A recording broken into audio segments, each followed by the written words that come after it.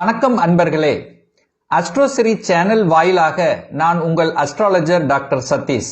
மகர ராசி அன்பர்களே, இந்த தை மாதம் என்ன மாதிரியான பலன்களை தரும் அப்படின்னு பார்க்கும் பொழுது, உங்க ராசிநாதன் லக்னநாதன் என்று சொல்லக்கூடிய சனி பகவான் ஆட்சி பலம் மூல திரிகோண பலம் பெற்று வலிமையா உட்கார்ந்திருக்கார்.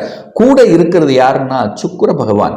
அந்த சுக்கிரன் என்பது மகர ராசி அன்பர்களுக்கு ராஜ யோகத்தை தரக்கூடிய ஒரு கிரகம். அதாவது பூர்வ புண்ணியஸ்தானத்தின் அதிபதி, அதே சமயத்தில் தொழில் ஸ்தானத்தின் அதிபதியாக இருக்கக்கூடிய சுக்கிரன் இந்த சனி பகவான் உங்க ராசிநாதனோட சேர்ந்து தனஸ்தானத்தில் உட்கார்ந்து இருக்கிறது ஒரு அற்புதமான ஒரு அமைப்பு. அப்போ உங்க ராசிநாதன் சுபத்துவமாக இருக்க போகிறார். இதுவரை உங்களுக்கு ஒரு மாதிரியான, அதாவது ஒரு கஷ்டமான ஒரு எண்ணங்கள், அதாவது நெகட்டிவ் எண்ணங்களை கொடுத்து கொண்டிருந்ததல்லவா, இப்ப பாசிட்டிவ் எண்ணங்கள் விதைக்கப்படுவீர்கள். எதுவும் செய்ய முடியாது, இது நடக்காது என்று நினைத்து கொண்டிருந்த உங்களுக்கு இப்ப அது நடக்கும். அதாவது மறைமுகமாக எதிர்ப்பு, பகை, இந்த மாதிரியாக ஒரு வலி வேதனையுடன் இருந்து கொண்ட இந்த மகர ராசி என்பர்கள் இப்ப அந்த வலி வேதனை நடந்த விஷயமே உங்களுக்கு பாசிட்டிவாக கன்வெர்ட் ஆகக்கூடிய வாய்ப்புகள் இருக்கிறது.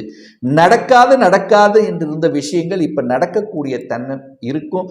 தன்னம்பிக்கை கொடுக்கும். என சூரியன் அங்கே உட்கார்ந்திருக்காரு. 8க்குரியவன் அட்டமாதிபதி, வலிவேதனை கொடுக்கக்கூடிய சூரியன் உங்க ராசி லக்னத்தில் இருந்து கொண்டு குருவினுடைய பார்வை பெற்று அந்த 8ஆம் இடத்தில் வலிகளோடு சந்தித்துக் கொண்டிருந்தவர்கள் வலி நிவர்த்தி அடையக்கூடிய சந்தர்ப்பங்களை உருவாக்கும்.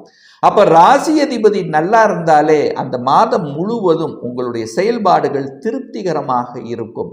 அப்ப என்ன, ஒரு பாசிட்டிவ் எண்ணங்களைத்தான் விதைக்க வேண்டும். நெகட்டிவ்க்குள்ள போகக்கூடாதுங்கிறதையும் ஞாபகத்தில் வச்சுக்கோங்க. ஏன் சொல்றேன்னா, 8ஆம் அதிபதி லக்னத்தில் இருக்கார், உங்க ராசியிலேயே உட்கார்ந்துருக்கார் சூரியன். ஏன்னா சூரியன் உங்களுக்கு ஆகாதவன் சொல்லுவேன். ஆனா இப்போ அந்த சூரியன், ஆகாத சூரியன் சுபத்துவமாக இருக்கிறதுனால அந்த சூரியனால நல்லது நடக்கக்கூடிய அமைப்பு, தன்னம்பிக்கை கிடைக்கும். சூரியனால் என்ன கிடைக்கும் உங்களுக்கு? தன்னம்பிக்கை கிடைக்கும். எதையும் செய்யலாம் என்கின்ற உத்வேகம் கிடைக்கும்.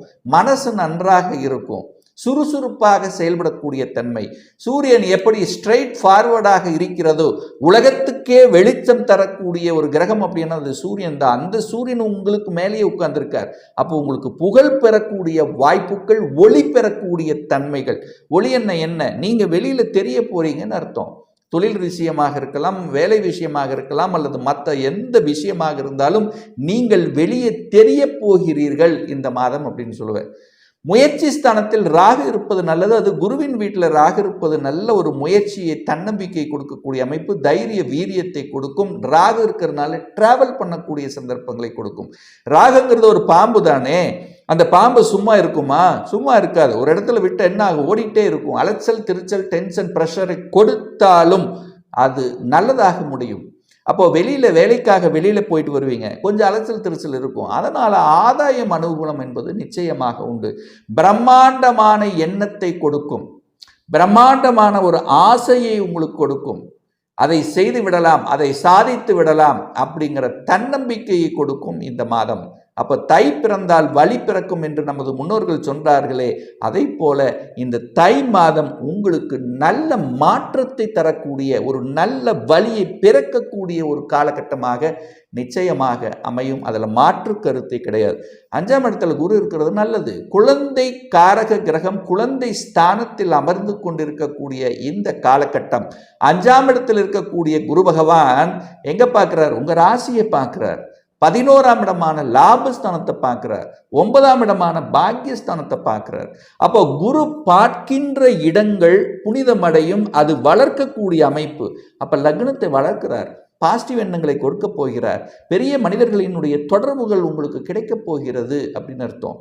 அப்போ உங்க மனசு, உங்க எண்ணம் வெளிச்சத்தை நோக்கி, அங்க சூரியனை ஏற்கனவே இருக்கார், வெளிச்சத்தை நோக்கி செல்ல போகிறது. குரு சூரியன் பார்வை அணைந்து இணைந்தாலே, ஏதாவது குரு தொடர்பு ஏற்பட்டாலும் இந்த யோகம் இருக்கிறது, சிவராஜ யோகம் இருக்கிறது. அது 5ஆம் இடத்துல குரு 11ஆம் இடம் லாபஸ்தானத்தை பார்க்கிறார். லாபம் கிடைக்க போகிறது. உங்க ராசிநாதன் 11ஆம் இடத்துல சுபத்துவமாகி பார்க்கிறார்.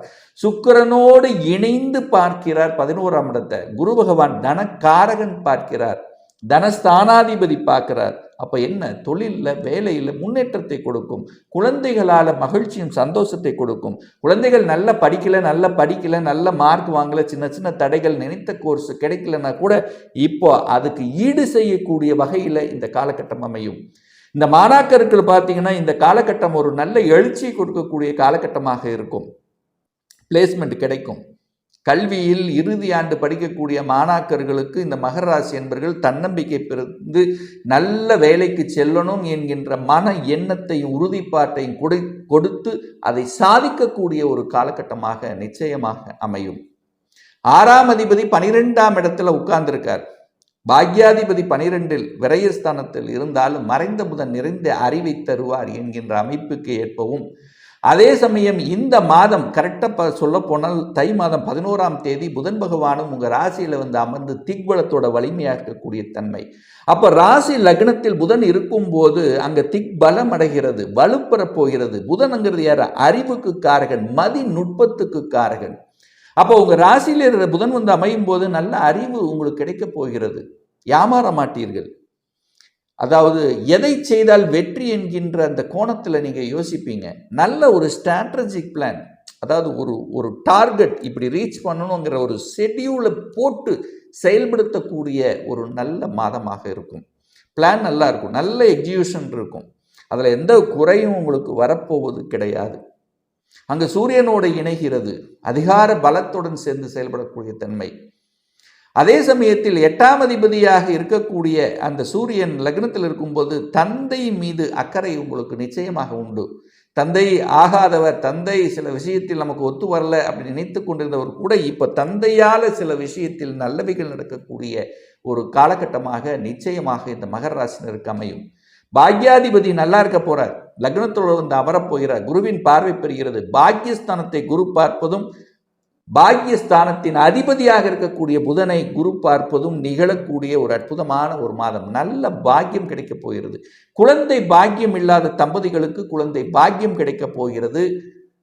திருமணம் கை கூடவே இல்லையே என்று நினைத்து கொண்டிருக்கக்கூடிய மகராசி என்பவர்களுக்கு கடந்த 2-3 வருடங்களாக திருமண தடை, என்னதான் முயற்சி எடுத்தாலும் திருமணம் நடக்க மாட்டேங்குது என்கின்ற தன்மை, அல்லது திருமணம் நடந்தாலும் கணவன் ஒரு சைடு மனைவி ஒரு சைடு இருக்கக்கூடிய தன்மை, அப்படி இருந்தாலும் சில கருத்து வேறுபாடுகள், கூடவே இருந்தாலும் சில கருத்து வேறுபாடுகள், இந்த மாதிரியான தன்மை இருந்த இந்த மகர ராசி என்பர்கள் இப்போ முற்றிலும் விடுபட்டு ஒரு நல்ல பாக்கியத்தை அடைய இருக்கிறீர்கள். ஏன்னா 7 சனியும் முடிய போகிறது.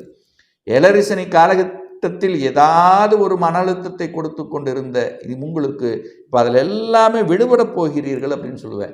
நல்ல பாக்கியத்தை கொடுக்க போகிறது. வெளிநாட்டு தொடர்புகள், இந்த காலகட்டத்தில் வெளிநாட்டுக்கு போய் எத்தனையோ பேர் கஷ்டப்பட்டு கொண்டிருக்கிறீர்கள்னு சொல்லுவேன். குடும்பத்தை விட்டு, ஊரை விட்டு, உறவுகளை விட்டு, நாட்டை விட்டு, குழந்தைகளை விட்டு கஷ்டப்பட்டு கொண்டிருக்கக்கூடிய மகராசி என்பவர்களுக்கு ஒரு விடிவு காலம் பிறக்கப் போகிறது அப்படின்னு சொல்லுவேன். அங்கேயே நல்ல செட்டில் ஆகக்கூடிய வாய்ப்புகள், கணவன் மனைவி எல்லாருமே போய் அங்கே செட்டில் ஆகக்கூடிய வாய்ப்புகள், சந்தர்ப்பங்கள், பிஆர் அப்ளை பண்ணி காத்து கொண்டு இருக்கக்கூடிய இந்த மகர ராசி என்பவர்களுக்கு பிஆர் கனவு உங்களுக்கு கிடைக்கப் போகிறது அப்படின்னு சொல்லலாம். அப்போ சந்தோஷத்தை கொடுக்கக்கூடிய நல்ல நிகழ்வுகள், நல்ல நல்ல நிலவு, அதாவது நல்ல நல்ல மாற்றங்கள், நல்ல திருப்பங்களை எதிர்பார்க்கக்கூடிய ஒரு ராசின்னா இந்த மாதம் இந்த மகர ராசி என்பர்கள். ஸோ தை மாதத்தில் நல்லவைகள் நடக்கக்கூடிய அமைப்பு இருக்கிறது. சரி, நல்ல தெய்வ வழிபாடு, இந்த மாதம் எந்த தெய்வ வழிபாடு நல்லா இருக்கும் அப்படின்னு நீங்கள் பார்த்தீங்கன்னா, இந்த தை மாதம் 22ஆம் தேதி, அதாவது பிப்ரவரி மாதம் 4ஆம் தேதி செவ்வாய்க்கிழமை என்று சூரிய பகவானுடைய ஜெயந்தி வர இருக்கிறது. அந்த சூரியன் அப்படிங்கிறது உங்கள் ஜாதகப்படி யாருன்னு 8க்குரிய நட்டமாதிபதி. தந்தையால் ஒரு பிரச்சனை, தந்தைக்கு உடல்நல தொந்தரவு, தந்தையின் சொத்து பிரச்சனை, பாக பிரச்சனை, அரசாங்க விரோதம், அரசாங்கத்தின் காரியங்கள், வம்பு வழக்கு, இந்த மாதிரியான பிரச்சனைகள் இருக்கிறது. வழி நிவாரணம் தேடிக்கொண்டிருக்கக்கூடிய இந்த மகர ராசி என்பர்கள் அன்றைய தினம் அந்த சூரிய பகவானின் பிறந்த நாள் அன்று உங்கள் ஊருக்கு அருகில் இருக்கக்கூடிய சிவாலயத்தில் இருக்கக்கூடிய நவ கிரகத்தில் இருக்கக்கூடிய சூரிய பகவானை சென்று வழிபடுவதும், அல்லது கும்பகோணத்தில் அருகில் இருக்கக்கூடிய சூரியனார் கோயிலுக்கு சென்று வருவதும் அன்றைய தினம் உங்களுக்கு நிச்சயமாக நல்லவைகள் நடக்கும் என்பதில் எந்தவித மாற்று கருத்தும் கிடையாது.